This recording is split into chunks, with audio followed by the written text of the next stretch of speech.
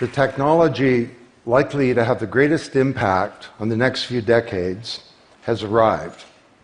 And it's not social media, it's not big data, it's not robotics, it's not even AI.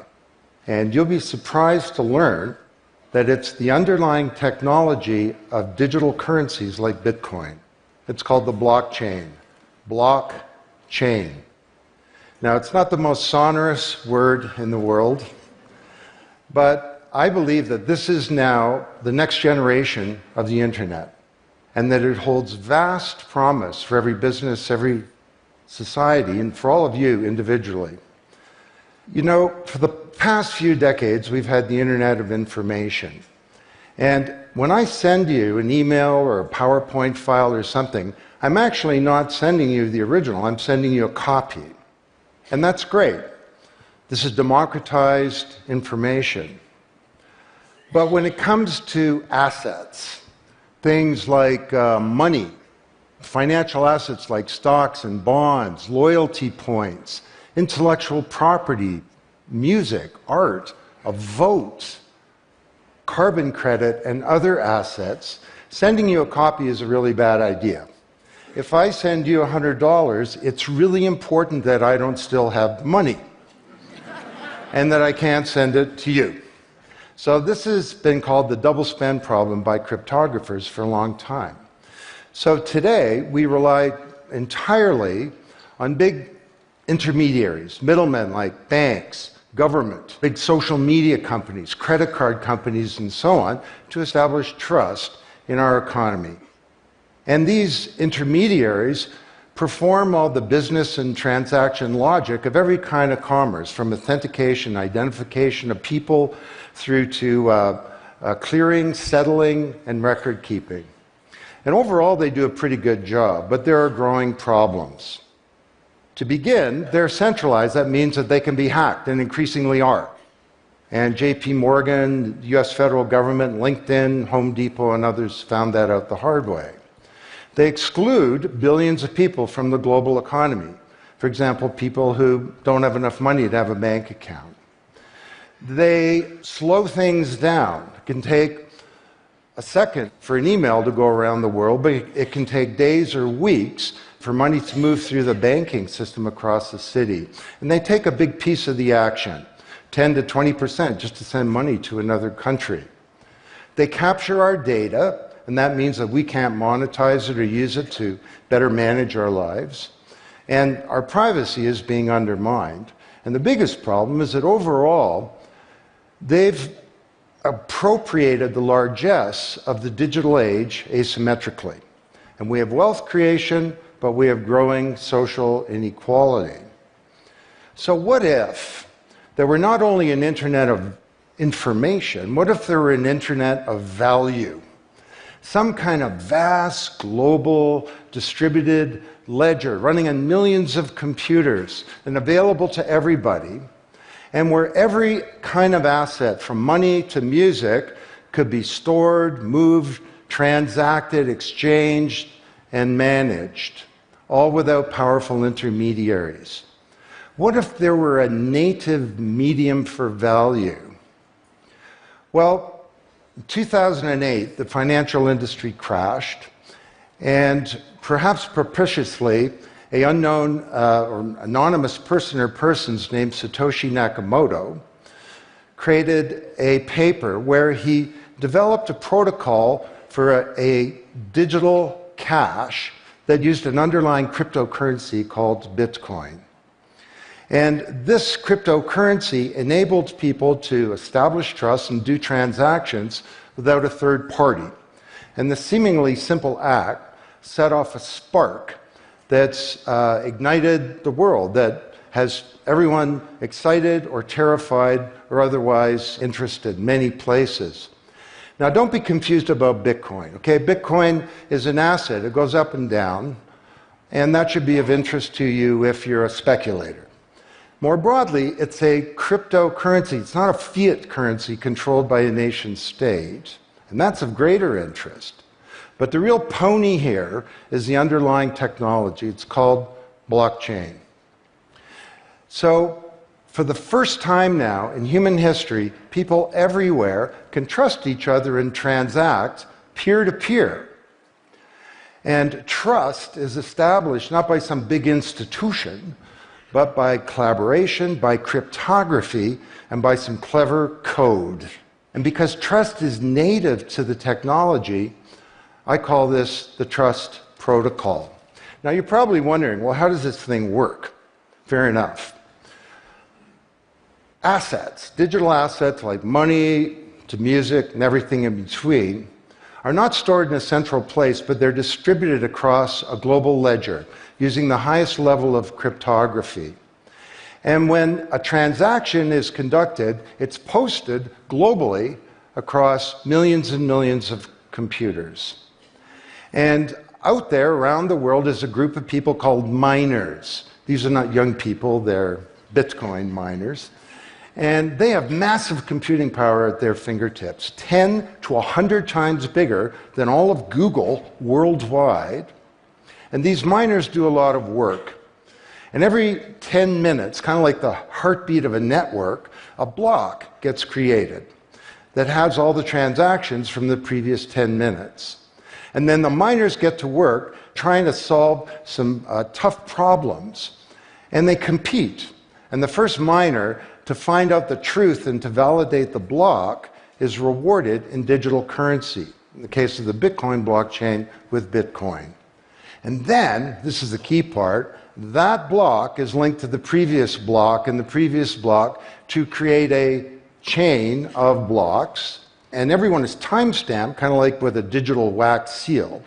So if I wanted to go and hack a block and say, pay you and you with the same money, I'd have to hack that block, plus all the preceding blocks, the entire history of commerce on that blockchain, not just on one computer, but across millions of computers simultaneously, all using the highest levels of encryption in the light of the most powerful computing resource in the world that's watching me.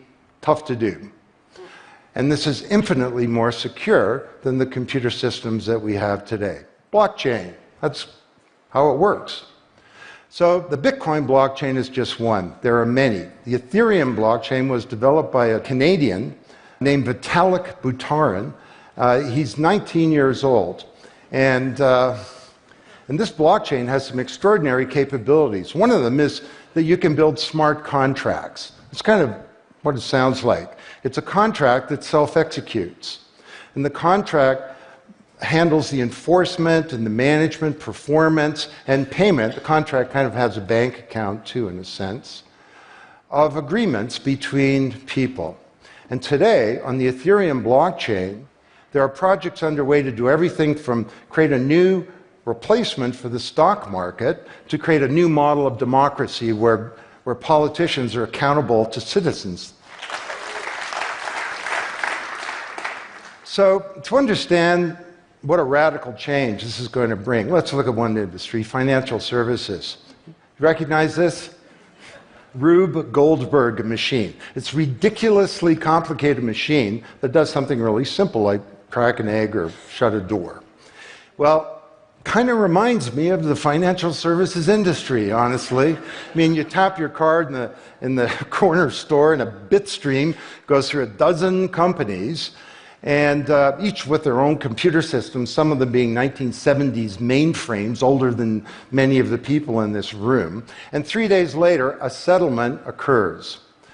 Well, with a blockchain financial industry, there would be no settlement because the payment and the settlement is the same activity. It's just a change in the ledger. So Wall Street and all around the world, the financial industry is in a big upheaval about this, wondering, can we be replaced, or how do we embrace this technology for success? Now, why should you care? Well, let me describe some applications. Prosperity. The first era of the Internet of information, brought us wealth, but not shared prosperity, because social inequality is growing. And this is at the heart of all of the anger and extremism and protectionism and xenophobia and worse that we're seeing growing in the world today. Brexit being the most recent case. So, could we develop some new approaches to this problem of inequality? Because the only approach today is to redistribute wealth, tax people and spread it around more. Could we pre-distribute wealth? Could we change the way that wealth gets created in the first place by democratizing wealth creation, engaging more people in the economy, and in ensuring that they got fair compensation? Let me describe 5 ways that this can be done. Number 1, did you know that 70% of the people in the world who have land have a tenuous title to it? So you got a little farm in Honduras, some dictator comes to power, he says, I know you got a piece of paper that says you own your farm, but the government computer says my friend owns your farm. This happened on a mass scale in Honduras, and this problem exists everywhere. Hernando de Soto, the great Latin American economist, says this is the #1 issue in the world in terms of economic mobility, more important than having a bank account. Because if you don't have a valid title to your land, you can't borrow against it, and you can't plan for the future. So today, companies are working with governments to put land titles on a blockchain. And once it's there, this is immutable. You can't hack it. This creates the conditions for prosperity for potentially billions of people. Secondly, a lot of writers talk about Uber and Airbnb and TaskRabbit and Lyft and so on as part of the sharing economy. This is a very powerful idea that peers can come together and create and share wealth. My view is that these companies are not really sharing. In fact, they're successful precisely because they don't share. They aggregate services together and they sell them. What if rather than Airbnb being a $25 billion corporation, there was a distributed application on a blockchain, we'll call it B Airbnb, and it was essentially owned by all of the people who have a room to rent.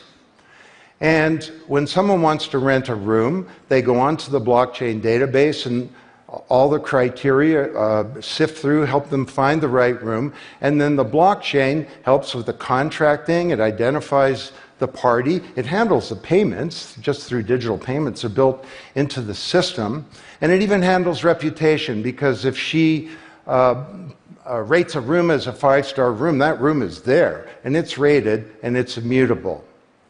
So the big sharing economy disruptors in Silicon Valley could be disrupted, and this would be good for prosperity.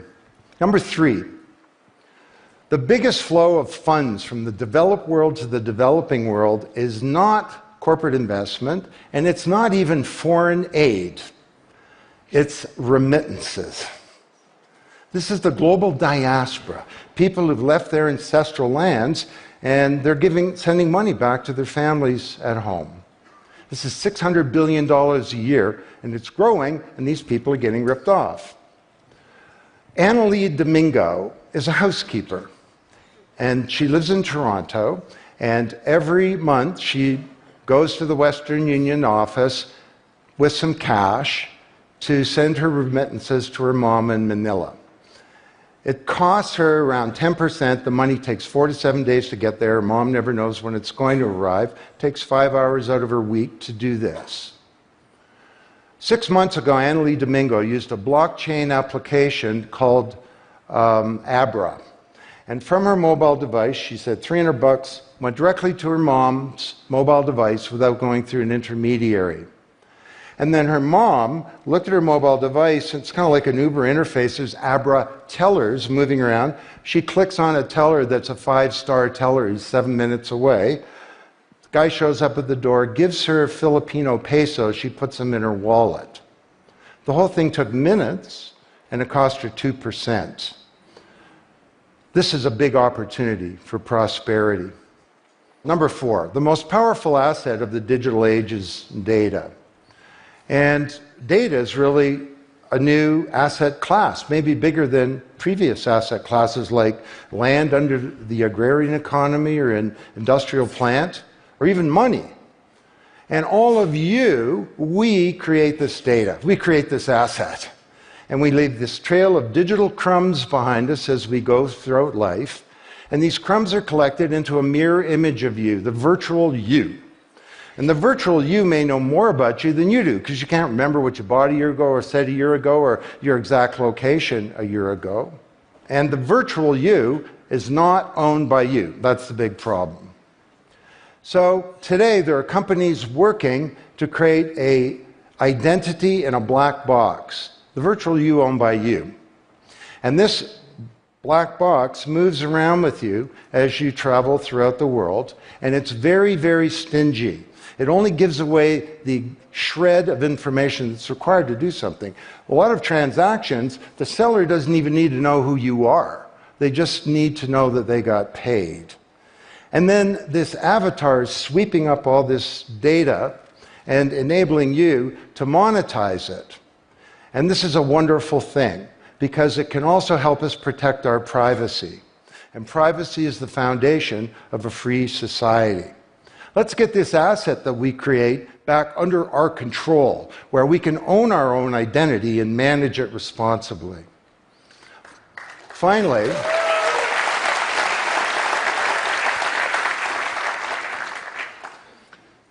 number 5, there are a whole number of creators of content who don't receive fair compensation because the system for intellectual property is broken. It was broken by the first era of the internet. Take music. Musicians are left with crumbs at the end of the whole food chain. You know, if you're a songwriter, 25 years ago you wrote a hit song, it got 1 million singles, you could get royalties of around $45,000. Today you're a songwriter, you write a hit song, it gets 1 million streams, you don't get $45K, you get $36. Enough to buy a nice pizza. So Imogen Heap, the Grammy-winning singer-songwriter, is now putting music on a blockchain ecosystem. She calls it mycelium. And the music has a smart contract surrounding it.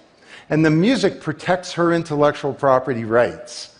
You want to listen to the song, it's free, or maybe it's a few microcents flow into a digital account. You want to put the song in your movie, that's different, and the IP rights are all specified.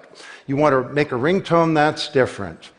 She describes that the song becomes a business. It's out there on this platform, marketing itself, protecting the rights of the author, and because the song has a payment system, in a sense a bank account, all the money flows back to the artist, and they control the industry rather than these powerful intermediaries. Now this is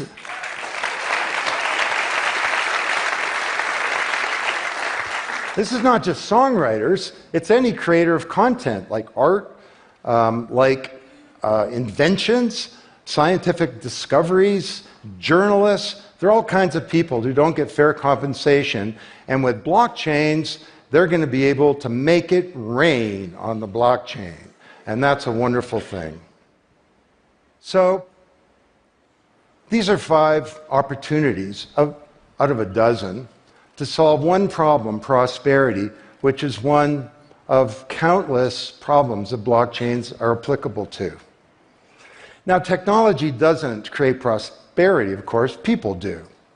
But my case to you is that, once again, the technology genie has escaped from the bottle, and it was summoned by an unknown person or persons at this uncertain time in human history. And it's giving us another kick at the can, another opportunity to rewrite the economic power grid and the old order of things, and to solve some of the world's most difficult problems, if we will it. Thank you.